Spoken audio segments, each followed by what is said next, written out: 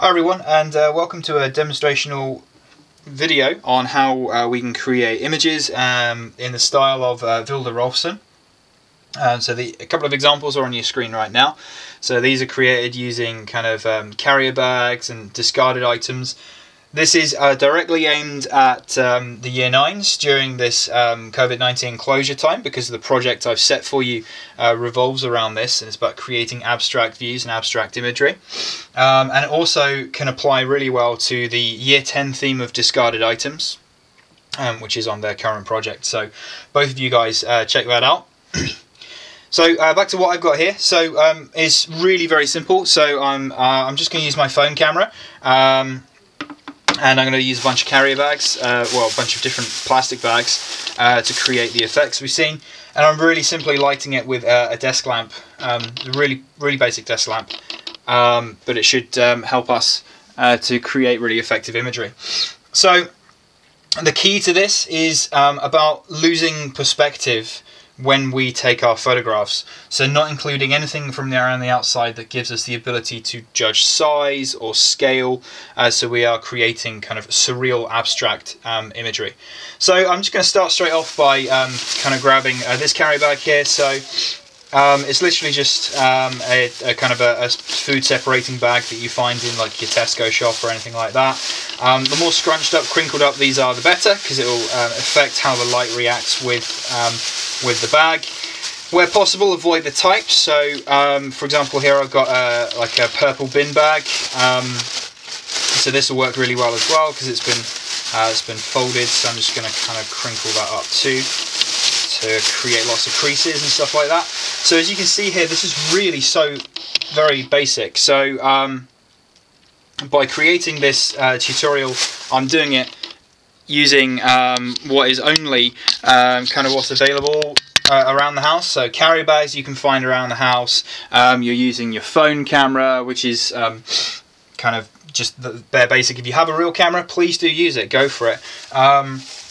And like I say, I'm just using a desk lamp for a light source. So this is a nappy bag sack, so that works really well, so crumple that up as well. I've also got some clear bags in here as well that I'm going to experiment with too. So if it's not got lettering on, then that is better, because it, like I say, the lettering enables us as the viewer to start to determine how big or small the thing that's been photographed is. So we're trying to be as abstract as we can. So I'm going to start out with this this purple bag and kind of rough it up a bit, and then I'm looking to try and photograph inside it. So I'm going to take my camera, I'm going to activate my camera, and I'm just going to try and create different views. So try by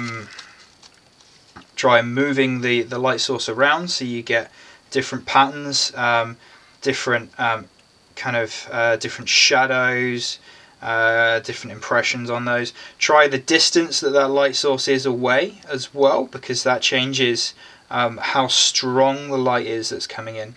And we'll see already here, just with this purple bag, I've managed to create, even without moving the camera too much, I've managed to create about 10-15 images already, just by moving my light source and experimenting with that. So let's change it up. Let's go for the nappy sack.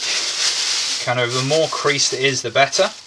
If you can, to take this a step further, use a black background or like a plain background to be able to kind of change how that looks.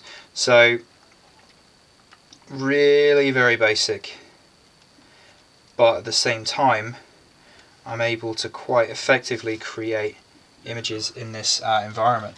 So let's try mixing these with each other a little bit. So let's try and take the yellow nappy sack that we had, let's put that inside of that purple bag as well, and let's work with that.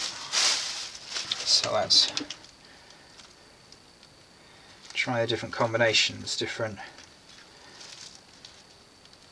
using of different angles, using of different light, where is the light shining to and from, how far away the light source is as well. You may want to try this at night also, so you've got a reduced amount of other light that's around, and maybe if you fancied it kind of changing the different kind of colour materials that are over the light, or if you can have different coloured lights, go for that, try that. So although I've got these bags here as well, they are going to be a little bit less successful because of the lettering that's actually on the bag itself.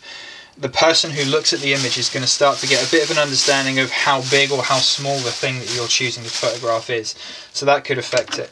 But we can also look at the way that the kind of the big yellow smiley face on here affects how that looks, and we can manipulate and change these colours when we get into post-production as well.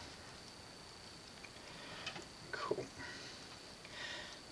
So literally in a short space of time, I'm accumulating quite a large number of images, all of this one kind of thing here. So what I'm expecting from you as part of this lesson is to take between 30 and 60 images. They can be using your phone camera like I've demonstrated here, or they can be using a proper camera as well. If you have Photoshop at home and you remember how to make a contact sheet, please do carry on and do that. However, if you don't and you can't, email me your photos, or put the photos in a OneDrive folder and share them with me, and I will make your contact sheets and send them back to you for inclusion in your work. And as always, if you have any questions, please don't hesitate to get in touch. Use my school email address using your school email address to contact me. So I'll do another video that demonstrates the other artist that was in your research, but I'll do that separately. For the meantime, enjoy.